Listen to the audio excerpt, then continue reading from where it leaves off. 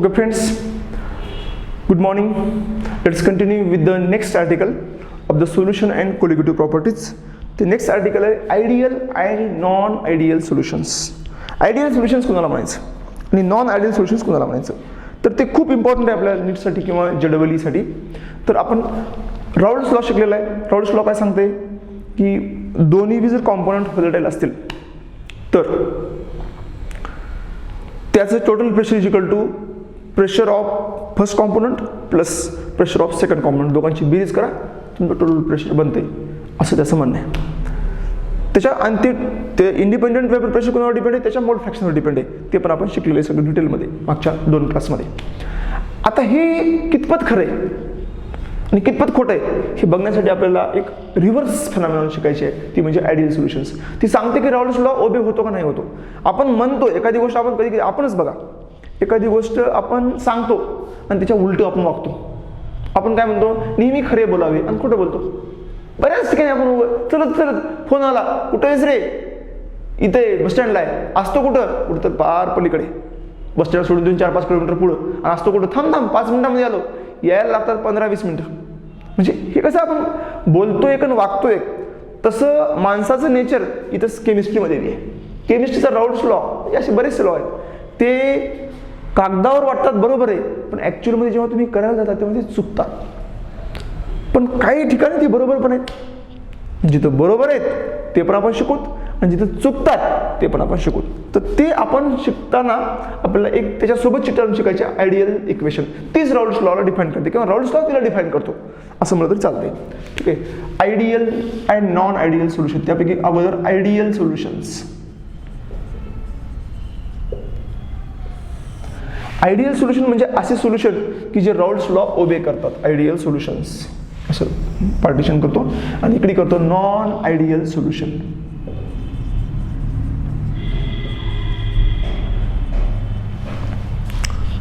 Ideal solutions R such solutions which obeys the Raoult's law. जे Raoult's law ओबे करतात ते आयडियल सोल्युशन्स. म्हणजे समजा कॉम्पोनंट ए आणि बी आहे, the solution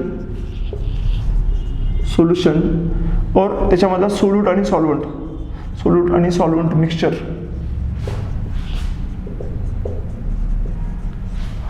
obeys Raoult's law.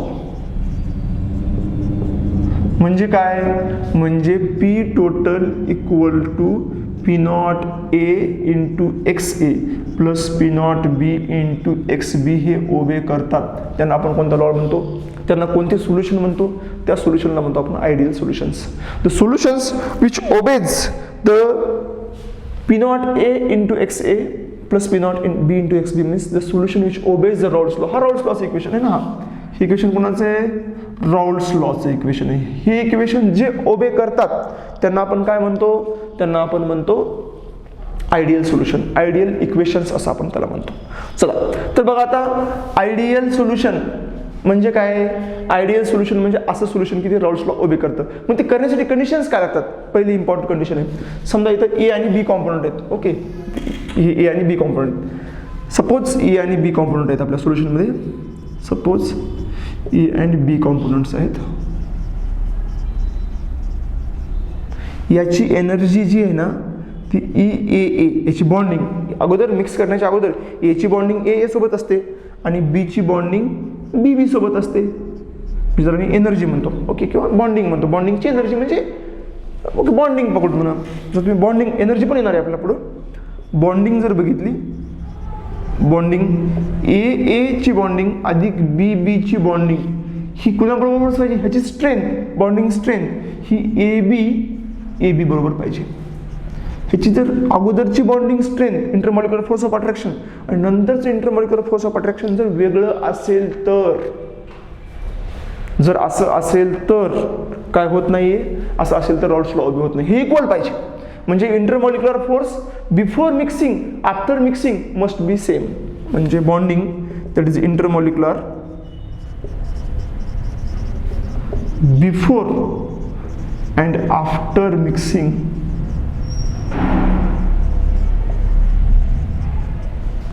must be same. Okay, before and after mixing must be same. चला, हे झाला पहिला पॉईंट याच्यासाठीचा बॉन्डिंगचा. दुसरा पॉईंट आहे एनर्जीचा. ते आता बॉन्डिंग जर सेम असेल तर एनर्जी सेम राहतेच बरं का. बॉन्डिंग आणि एनर्जीचा खूप जवळचा संबंध आहे. म्हणजे अगोदरची बॉन्डिंग सारखी आहे, नंतरची बॉन्डिंग सारखी आहे, म्हणजे एनर्जी बदलणार नाही. कारण बॉन्डिंग जर बदलली तर एनर्जी बदलते. म्हणजे इंटरमॉलिक्युलर फोर्स ऑफ अट्रॅक्शन जर वीक झालं तर एनर्जी वाढते. नंतरचं intermolecular force of attraction weak झालं तर नंतरची एनर्जी वाढते.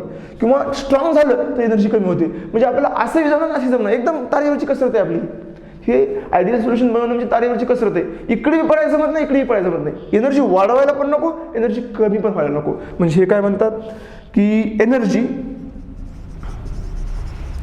और enthalpy before and after mixing must be same. Same पाहिजे. म्हणजेचा अर्थ काय? म्हणजेचा अर्थ आहे energy of A plus energy of B equal to energy of A B plus energy of A B. म्हणजेच एन्थाल्पी किंवा एनर्जी बदलायला नको. म्हणजे delta H mixing equal to 0. म्हणजे याची डेल्टा एच आणि याची डेल्टा एच सेम पाहिजे. सेम म्हणजे हे मायनस हे किंवा हे मायनस हे काही बी करा 0 येते, कारण सेम आहे. लास्ट पॉईंट आहे आपला आयडियलसाठी व्हॉल्यूम.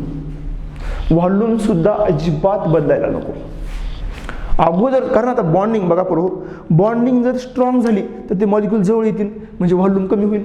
बॉन्डिंग जर वीक झाली तर ते मॉलिक्यूल दूर जातील, मग काय होईल? फक्त बॉन्डिंगचा खेळ आहे सगळा हा बॉन्डिंगचा. बॉन्डिंग जर वीक झाली तर मॉलिक्यूल दूर जातील, दूर झाली तर व्हॉल्यूम वाढेल. आपल्याला जवळ येऊ द्यायचे ना दूर जाऊ द्यायचे. तारेवरची कसरत. मी काय म्हणतो तुम्हाला पुन्हा एकदा की इकडे बी नको इकडे बी नको. म्हणजे बॉन्डिंग वीक बी नको, स्ट्रॉंग बी नको, एनर्जी कमी बी नको, जास्त बी नको, आणि व्हॉल्यूम सुद्धा कमी बी नको, जास्त बी नको. पण हे सगळ्या गोष्टी एकमेकावर अवलंबून आहेत. जर बॉन्डिंग चेंज झाली तर एनर्जी चेंज होईल, जर एनर्जी चेंज झाली तर व्हॉल्यूम चेंज होईल. ठीक आहे. म्हणजे काय होईल? डेल्टा एच मिक्सिंग सारखं बघा, volume of component before and after mixing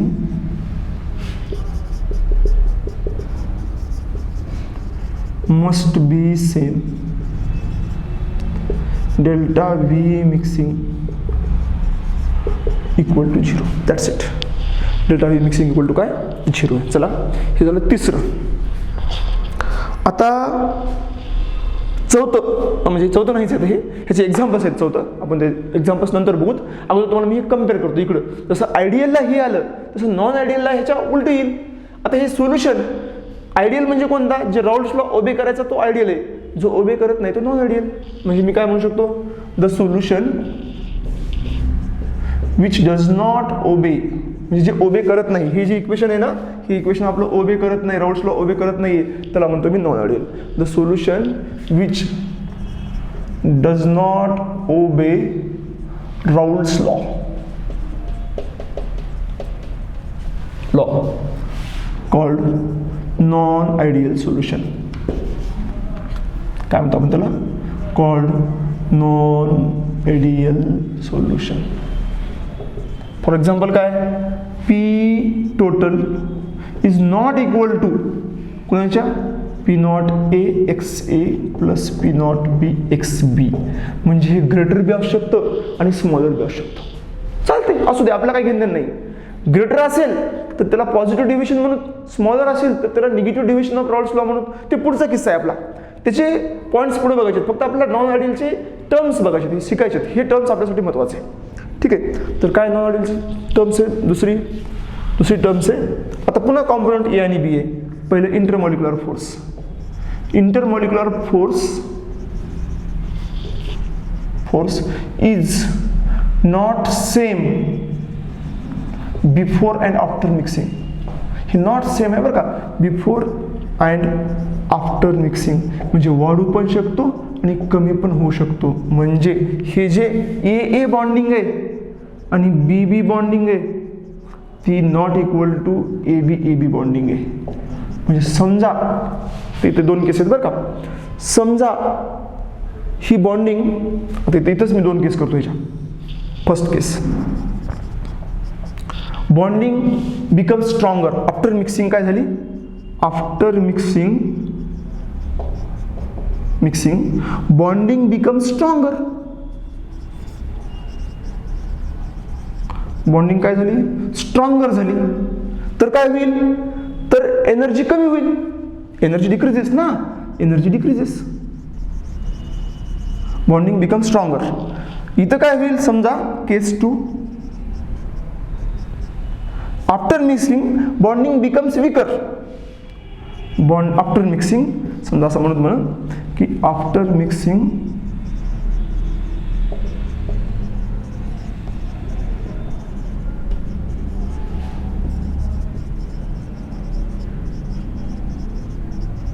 bonding becomes weaker.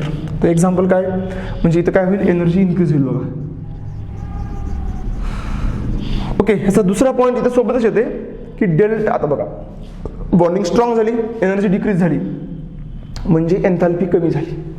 म्हणजे अगोदरच्या एन्थॅल्पी of product is less than एन्थॅल्पी of reactant. H म्हणजे एन्थॅल्पी असते बरं का, आपलं थर्मोडायनामिक्समध्ये तुम्ही शिकला असाल किंवा आपण शिकूत मध्ये. H P is less than H R. आणि डेल्टा एच काय असते, डेल्टा एच असते H P minus H R. बघा, पी लेस आहे, पी लेस आहे म्हणजे डेल्टा एच निगेटिव्ह झालं. Negative delta H is not equal to 0 तर विषयच नाही. डेल्टा एचची मिक्सिंग केल्यानंतरची जे डेल्टा एच आहे नॉट इक्वल टू 0च आहे, कारण स्टेबल झाल्यामुळे एनर्जी लॉस होते म्हणून डेल्टा एच निगेटिव्ह होते. इथं उलट होते, इथं एनर्जी वाढली आहे म्हणजे एन्थॅल्पी of product is greater than एन्थॅल्पी of reactant. आणि मग डेल्टा एच काय होईल इथं, डेल्टा एच इथं पॉझिटिव्ह होईल, कारण एनर्जी वाढायला लागली ना, प्रोडक्टची एनर्जी जास्त आहे, एनर्जी वाढते इथं. Delta H is not equal to 0 तर इथं पण असणारच आहे, पण 0 पेक्षा ते वाढत आहे, ही वाढते म्हणजे ह्याला म्हणतात पॉझिटिव्ह डिव्हिएशन, ह्याला म्हणतो आपण निगेटिव्ह डिव्हिएशन. हा फरक आहे बरं का. हे साईन निगेटिव्ह आल्यामुळे ह्याला म्हणायचं निगेटिव्ह डिव्हिएशन, हे साईन पॉझिटिव्ह आल्यामुळे ह्याला म्हणायचं positive deviation of Raoult's law. Raoult's law तर चुकला, पण कोण्या बाजूला गेला, आपली दारेवरची कसरत आहे, आपण इकडे पडायचं नाही, इकडे पडायचं नाही. समजा चुकून पडलो तर डाव्या हाताला पडलो का उजव्या हाताला पडलो, म्हणजे हे पॉझिटिव्ह डिव्हिएशन का निगेटिव्ह डिव्हिएशन. जर आपण पॉझिटिव्ह साईडकडे गेलो तर पॉझिटिव्ह डिव्हिएशन म्हणायचं, जर आपण निगेटिव्ह साईडकडे गेलो तर निगेटिव्ह डिव्हिएशन म्हणायचं. आणि लास्ट आहे enthalpy of mixing, volume. Okay, व्हॉल्यूमचं काय होईल, तर व्हॉल्यूम काय होते बघा, इथं बॉन्डिंग स्ट्रॉंग झाली म्हणजे मॉलिक्यूल जवळ आले, म्हणजे व्हॉल्यूम काय झालं, मॉलिक्यूल जवळ आल्यामुळं व्हॉल्यूम इथलं कमी झालं, कारण मॉलिक्यूल जवळ आले ना.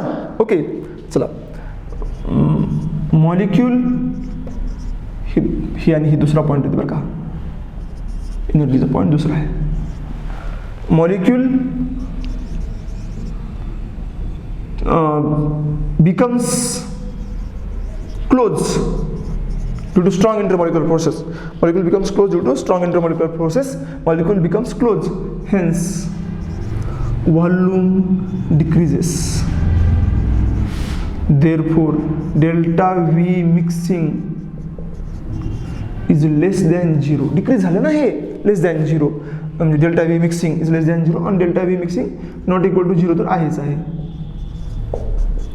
इथं व्हॉल्यूम वाढेल म्हणजे मोर दॅन 0, म्हणजे इथं मॉलिक्युल्स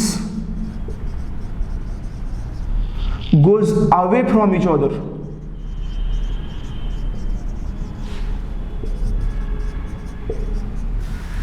इच अदर एकमेकापासून दूर गेले.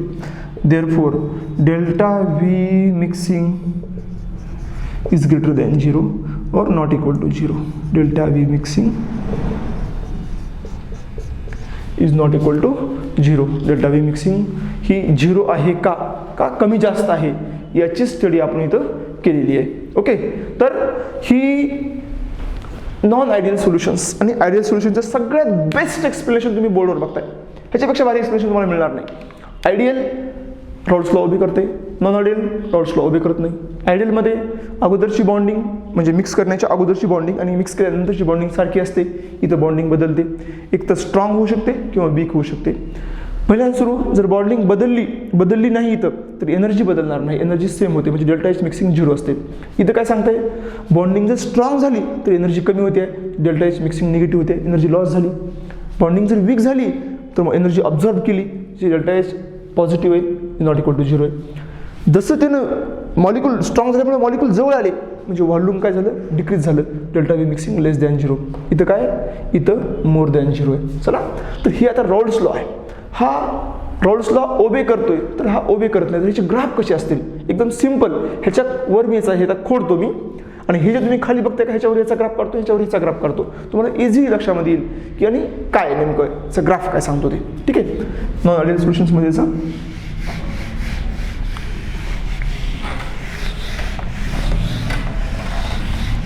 बघा, ह्याला म्हणतो आपण negative division. Case 1 negative deviation of Raoult's law into positive deviation of Raoult's law. बघा, निगेटिव्ह डिव्हिएशन म्हणजे कोणतं आहे, जर तुम्ही असं बघितलं एकदम छोटा ग्राफ, इथं XA XB, XA1 आहे, XA 0 आहे, XB 0 आहे, XB 1 आहे. तुम्ही जर असा ग्राफ काढला, इथं असा ग्राफ काढला, ह्याला जोडलं, टोटल जोडलो, हा झाला एक्झॅक्ट राउल्ट्स लॉचा ग्राफ. ही निगेटिव्ह डिव्हिएशन शो करले म्हणजे प्रेशर कमी होते, म्हणजे हा ग्राफ असा यायला पाहिजे, एक्सपेक्टेड असा आहे. आपण मागच्या ह्याच्यामध्ये पण शिकलोय, पण तो असा येतो, खाली येतो,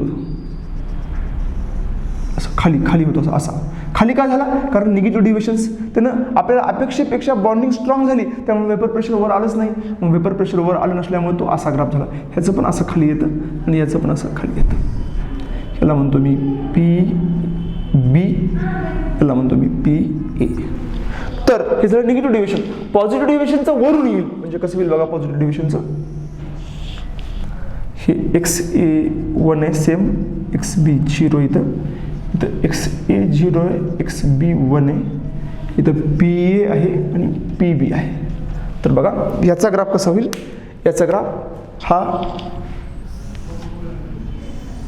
हा जो ग्राफ आहे ना, असा वरून जाईल, असा जाईल, याचा वरून जाईल असा, कारण हे एक अपेक्षेपेक्षा जास्त झाले प्रेशर, कारण बॉन्डिंग वीक झाली ना, त्यामुळे प्रेशर जास्त झालं. हे हा पण वरून जाईल असा. ही आहे एक्सपेक्टेड, एक्सपेक्टेड ही आहे, ऑब्झर्ड हा आहे. हा आपल्याला अपेक्षित होता असा राउल्ट्स लॉ, परंतु ऑब्झर्ड हा आहे. ह्याला म्हणतो पॉझिटिव्ह डिव्हिएशन. आणि हे ऑब्झर्ड खालचं आहे, ह्याला म्हणतो negative deviation. Okay, that is a difference between positive and negative deviation. Positive डिव्हिएशनमध्ये आपल्याला अपेक्षित असतं त्याच्यापेक्षा वेपर प्रेशर जास्त येतं. निगेटिव्ह डिव्हिएशनमध्ये आपल्याला अपेक्षित असतं त्याच्यापेक्षा वेपर प्रेशर कमी येतं. Okay, that is the important thing of the which Raoult's law. आता ह्याचे एक्झाम्पल जर बघायचे म्हणले का, ह्याचे एक्झाम्पल असे असतात की बॉन्डिंगमध्ये फरक पडायला नको. मग ह्याचे एक्झाम्पल सांगतो तुम्हाला मी,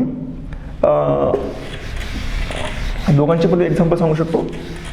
सिंपल एक्झाम्पल, बॉन्डिंगमध्ये फरक न पडणारे. फॉर एक्झाम्पल काय, बेन्झिन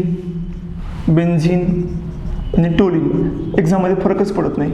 ठीक आहे, मिथॅनॉल CH3OH आणि इथॅनॉल C2H5OH, काहीच फरक पडत नाही, बॉन्डिंग तेच राहते, जवळपास तेच राउल्ट्स लॉ ओबे करतात. नंतर CH3Cl C2H5Cl, बॉन्डिंग तेच राहते, फरक पडत नाही. ठीक आहे, तर हे झाले कोणते, हे झाले आयडियल सोल्युशन्स जे राउल्ट्स लॉ ओबे करतात, आशेवाले. ठीक आहे, जसं क्लोरोफॉर्म आहे आणि CCl4 आहे, राउल्ट्स लॉ ओबे करतात, जवळपास सारखे असतात बरं का. राउल्ट्स लॉ ओबे, हेक्झेन आहे C6N हेक्झेन, C6H12 14 आणि N हेप्टेन C7H 16 हे जवळपास ओबे करतात. हे असे आहेत ना. आता बघा, अगोदरच्या बॉन्डिंगपेक्षा नंतरची बॉन्डिंग स्ट्रॉंग व्हायला पाहिजे, तर निगेटिव्ह डिव्हिएशन होते. मग ते कोण शो करते, ते अगोदर हायड्रोजन बॉन्डिंग नसते पण नंतर फॉर्म होते, ते कोण आहे, ॲसिटोन आणि क्लोरोफॉर्म म्हणजे CHCl3. ही नंतर बॉन्डिंग त्यांची नंतर जाऊन बॉन्डिंग स्ट्रॉंग होते, म्हणून हे झाले निगेटिव्ह डिव्हिएशनचे. आणि नंतर बॉन्डिंग वीक होणारे, वीक करणारे जर तुम्ही बघितलं तर C2H5OH अगोदर असते हायड्रोजन बॉन्डिंग. ओके, आणि नंतर ॲसिटोन टाकल्यानंतर हायड्रोजन बॉन्डिंग थोडीशी ब्रेक होते, म्हणून हे कोणतं डिव्हिएशन आहे, पॉझिटिव्ह डिव्हिएशन. म्हणजे बॉन्डिंग नंतरची वीक होते, इथं बॉन्डिंग नंतरची स्ट्रॉंग होते, म्हणून हे झालं निगेटिव्ह डिव्हिएशन, हे झालं positive deviation. Okay, this is what, this is the non ideal solutions examples and this is the ideal solutions example. I hope you are perfect in the ideal and non ideal solution. Ideal solution म्हणलं की आपल्या डोळ्यासमोर पक्का आलं पाहिजे Raoult's law ओबे होतो. अगोदरची bonding नंतरची बॉन्डिंग सारखी असते, अगोदरची एनर्जी नंतरची एनर्जी सारखी असते, अगोदरचं व्हॉल्यूम नंतरचं व्हॉल्यूम सारखं असतं. नॉन आयडियल म्हणलं डोळ्या समोर आलं पाहिजे, व्हॉल्यूम बदलायला लागलेलं आहे. एकतर कमी होईल किंवा जास्त होईल. कमी झालं त्याला निगेटिव्ह डिव्हिजन म्हणा, जास्त झालं त्याला पॉझिटिव्ह डिव्हिजन म्हणा. व्हॉल्यूम आणि एनर्जी आणि त्याचे एक्झाम्पल्स सुद्धा आपण इथं बघितलेले आहेत. व्हॉल्यूम आणि एनर्जी तर बघा इथं काय असतं माहिती आहे का, हे वॉटरची अल्कोहलची असते हायड्रोजन बॉन्डिंग, हे ॲसिटोनमध्ये जाऊन हायड्रोजन बॉन्डिंग तोडतं, म्हणजे बॉन्डिंग वीक करतं. वीक केलं की लवकर वेपराईज होतं, वेपराईज प्रेशर जास्त तयार होतं, म्हणून ह्याला म्हणतो आपण पॉझिटिव्ह डिव्हिजन. इथं काय असतं माहिती आहे का, ॲसिटोनची बॉन्डिंग आणि ह्याची बॉन्डिंग अगोदर वीक असते, थोडंपास नॉन पोलर असते, पण मध्ये टाकल्यानंतर ते कार्बनचा हायड्रोजन जो असतो ना तो स्ट्रॉंग बॉन्डिंग फॉर्म करतो. अशा प्रकारे स्ट्रॉंग बॉन्डिंग फॉर्म करतो. तर तुम्हाला शिकायचंच म्हटलं ना तर हे acetone C double bond OH negative असतो, इकडे CH3 इकडे CH3, आणि जर तुम्ही मध्ये हे H असते ना हे CL हे प्लस आणि हे निगेटिव्ह असतं, सॉरी हे पण प्लस असतं, हे पॉझिटिव्ह निगेटिव्ह इतकं स्ट्रॉंग बॉन्डिंग हे फॉर्म करतं ना, त्याच्यामुळं नंतरचं प्रेशर कमी होतं किंवा नंतरची बॉन्डिंग स्ट्रॉंग झाल्यामुळं वेपराईज होत नाही आहे. This is the non ideal solution and ideal solution. Proper explanation. I hope you understand. Thank you.